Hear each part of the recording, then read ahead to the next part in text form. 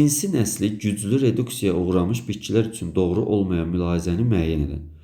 Cinsi nəsli güclü reduksiyaya uğramış bitkilər üçün doğru olmayanı tapacağıq. Biz bilirik ki, bu toxumlu bitkilərdə cinsi nəsl reduksiyaya uğrayıbdır və bunlar üçün doğru olmasın. Ağac kol nümayəndələri vardır.